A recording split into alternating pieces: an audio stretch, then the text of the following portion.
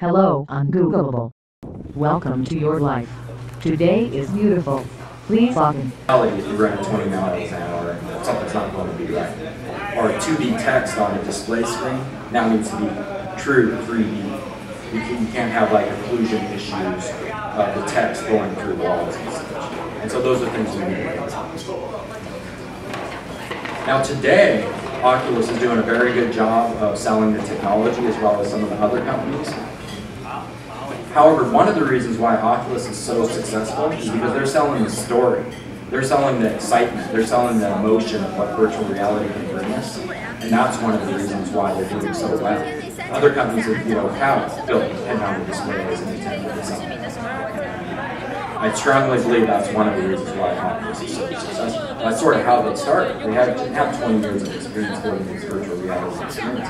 However, because they were able to build that excitement, they were able to hire some of the best game developers there are. They got John Carmack, they have Michael Abrish, some of these just like, these gods in the computer game development community. They've been able to attract that because they built that excitement to get those people involved.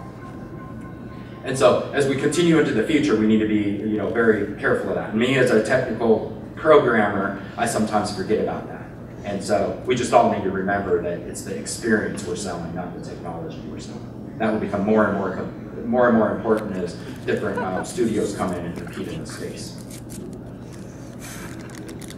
Okay, now I'm going to get into some details of some example work I've done and some concepts that you could apply in your development for virtual reality.